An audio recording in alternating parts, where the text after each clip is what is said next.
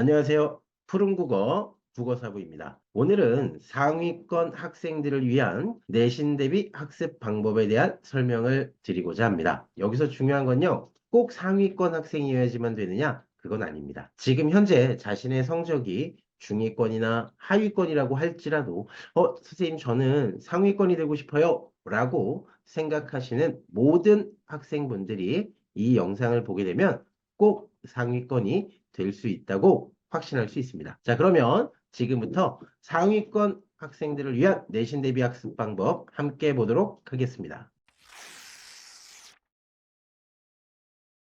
자, 우선 기본적인 개념에 대한 공부를 철저하게 하는 것이 매우 중요합니다. 그런데 내신이잖아요. 여기서 기본 개념을 공부할 때 중요한 특징이 있습니다. 바로 뭐냐면요. 예를 들어 1반부터 10반까지 있다고 칠게요. 그러면 보편적으로요. 1반부터 5반까지는 A 선생님, 6반부터 10반까지는 B 선생님이 수업을 하시게 됩니다. 그렇게 되면 나를 가르치는 선생님이 시험을 50% 정도 출제하고요. 다른 반에 수업을 하는 선생님께서도 50% 정도를 보편적으로 출제를 합니다. 물론 사전에 두 분이 협의를 통해서 출제하는 것은 맞습니다. 하지만 나를 가르치지 않는 선생님이 출제하는 그 나머지 50%에 대한 부분을 제가 충분한 정보를 얻지 못하는 경우들이 많잖아요. 그렇기 때문에 다른 선생님이 수업하는 반의 다른 학생과 함께 필기를 공유하게 되면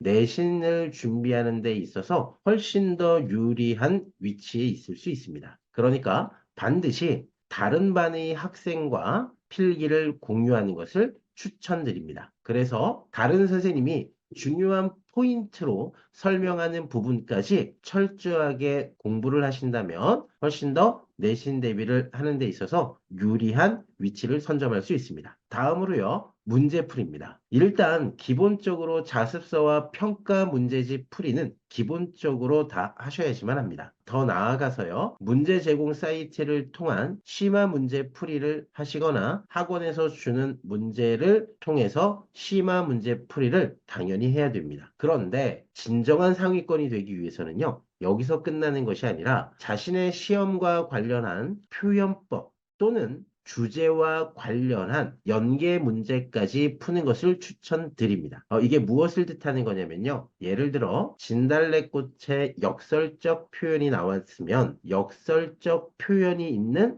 다른 작품까지 함께 문제를 풀어보시는 것이 좋습니다. 세 번째는요, 철저한 분석입니다. 우리가 문제풀이를 하고 나서 보편적인 학생들은 맞은 것은 그냥 넘어가고요. 틀린 부분만 왜 틀렸는지를 간략하게 해설지를 보고 그냥 넘어가는 경우들이 많습니다. 하지만 상위권이 되기 위해서는요, 절대로 그렇게 해서는 안 됩니다. 자신이 문제를 풀고 나서 비록 맞았다고 할지라도 자신이 생각한 논리적 근거가 정말 해설지에 있는 내용과 일치해서 맞은 것인지 아닌지 철저하게 따져보면서 분석하셔야 합니다. 또한 만약에 틀렸다라면 왜 틀렸는지 그 이유까지 철저하게 분석을 해보셔야 됩니다. 나아가서요. 적절하지 않은 것은 이런 문제들은 적절하지 않은 것은 하나지만 적절한 것이 네 가지잖아요. 그러면 이 적절한 네 가지가 지문 어느 위치에 있는지까지 확인해 보시는 것이 좋습니다. 왜냐하면요. 적절한 네 가지가 나와 있는 그 지문의 위치에서 시험 문제가 출제될 확률이 높기 때문에 그렇습니다.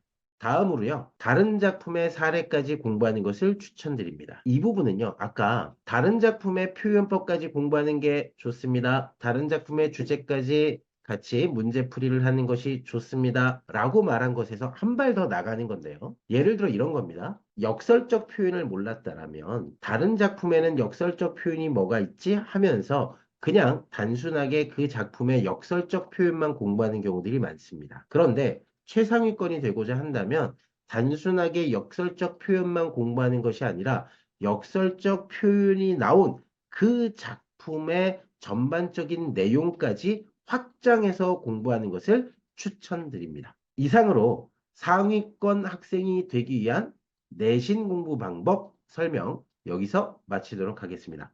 감사합니다.